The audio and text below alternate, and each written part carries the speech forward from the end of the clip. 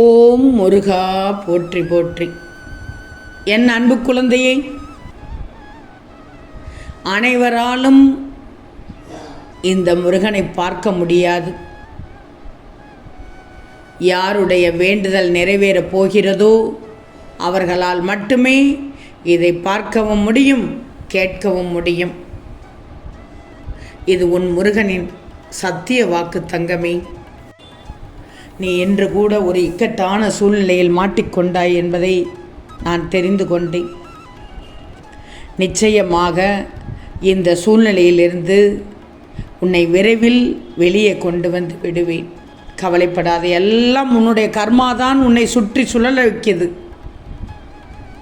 நல்லது நடக்கப் போகும்போது, இப்போ கர்ம வினைகள் விலகப் போகும்போதும் தாறுமாறாக ஒரு சில சூழ்நிலைகள் மாறிக்கொண்டே இருக்கும்.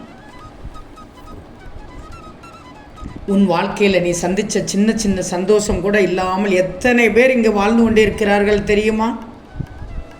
உனக்கு கீழே இருப்பவர்களை பார். நீ எந்த அளவில் இருந்தாலும் உனக்கு கீழே இருப்பவர்கள் என்று ஒருவர் இருப்பார்கள். நீ கீழ் நிலையில் இல்லை. உனக்குன்னு ஒரு இடம் இருக்கிறது. தகுதி வாய்ந்த இடத்தில் தான் உன்னை அமர வைத்திருக்கிறேன். ஆனாலும் மலைச்சு போய் இருக்கிறாய். மலைக்கக்கூடாது. கடவுள் நம்மளுக்கு இப்படியாவது ஒரு நிலைமையை கொடுத்திருக்கிறாய், இந்த இடத்திலாவது இருக்கிறோம் என்று சந்தோஷப்பட்டு இருக்கின்ற இடத்துக்கு மேல் வருவதற்கு கொஞ்சம் கொஞ்சமாக முன்னேறி வா. எடுத்தோம் கவிழ்த்தோம் என்று யாரும் வந்துவிட முடியாது. எல்லாம் ஏணிப்படி போல்தான். தாவ முடியாது, தப்ப முடியாது. நிறைய இருக்கிறது. நல்லதும் கெட்டதும் கலந்து கலந்து வரும். நாம் தான் சூதானமாக மேலே சென்று கொண்டிருக்க வேண்டும். அதை விட்டுட்டு குறுக்கு வழியில் சென்றால் சறுக்கி விழுந்து விடுவோம். கவனமாக இரு. எச்சரிக்கை பண்ணுகிறேன் தங்கமே. உனக்கு பிரச்சனைகளிலிருந்து விடுபடுவதற்கு உன் முருகன் நான் என்னென்ன வழி செய்ய வேண்டுமோ அத்தனையும் செய்து விடுவேன். உன்னுடைய உணர்வுகள் அனைத்தையும் நான் புரிஞ்சுதான் வைத்திருக்கிறேன். எப்பவும் எதையும் தாங்கிக் கொள்ள தயாராக இருக்கணும். வாழ்க்கையில் தினமும் ஒரு பாடம் கற்றுக்கிட்ட இருக்கிற மாதிரி தான் இருக்கும். அதை நீ எல்லாத்தையும் அனுபவமாக எடுத்துக்கிட்டு தொடர்ந்து முயற்சி செய்து உன் உழைப்பை கொட்டிக்கொண்டே இருக்கணும், காட்டிக்கொண்டே இருக்கணும். உனக்கு அழகு என்ன? உன்னுடைய கடமையும் லட்சியம் மட்டும்தான் உனக்கு அழகு, வேறு எதுவும் இல்லை. அடுத்தவர் பொருளுக்கு ஆசைப்படுகிறாயா? இல்லை. அடுத்தவர்கள் இப்படி இருக்கிறார்கள், நானும் இப்படி இருக்கவில்லை என்று நினைக்கிறாயா? இல்லை. தன் கையே தனக்குதவி என்றுதானே நீ இருக்கிறாய். பின்னென்ன தங்கமே, எதை பார்த்தும் கலங்காதே. உன்னுடைய லட்சியத்தை சாதிப்பது மட்டும்தான் உன் எண்ணமாக இருக்கணும். போராட்டம்தான் உனக்கு வெற்றி தரும் ஆயுதம். நீ என்ன செஞ்சாலும் நம்பிக்கை தைரியத்தோடு செய். தைரியமாக தன்னம்பிக்கையோடு இரு.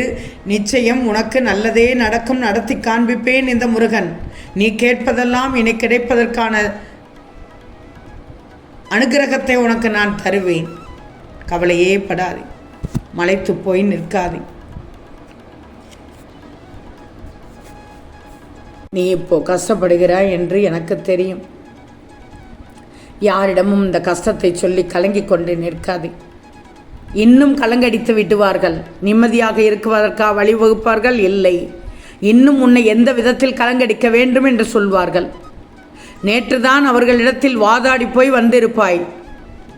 வந்து பார்த்தால் உனக்கு வீட்டில் என்ன சொல்வார்கள்? நிதானமாக இரு, பொறுமையாக இரு என்று. மறுநாள் நீ அதே இடத்தில் உட்கார்ந்து அமைதியாக நிதானமாக பொறுமையாக இருப்பாய். ஆனால் அதை எதிர்ப்பதற்கு என்று திரும்பவும் அந்த கூட்டம் வரும். அந்த கூட்டம் வந்தால் இப்பொழுது உனக்கு அந்த எதிர்த்து பேசும் சக்தியை உனக்கு உன் முருகன் கொடுத்திருப்பேன். கொடுத்தேனா இல்லையா யோசிச்சுப்பார். கொடுத்தேன் என்றால் ஆம் முருகா என்று பதிவிடு. நன்றாக யோசிப்பார். உன்னை பொறுமையும் நிதானத்தையும் சோதிப்பதற்காகவே ஒரு கூட்டம் வரும். கலகம் மூட்ட வரும். அந்த கலகத்தில் அவர்களுக்கு அவ்வளவு ஒரு சந்தோஷம் இருக்கும். இருந்துட்டு போகட்டுமே. அமைதியை உன்னிடத்தில் இனி நாம் பார்க்கணும். ஒரு சிறிய புன்னகையோடு அவர்களை கடந்து விட்டு செல்ல. அவர்கள் முறைத்தாலும் சரி, முறைக்காவிட்டாலும் சரி, ஒதுங்கி போனாலும் சரி, நீ வலிய போகாதே.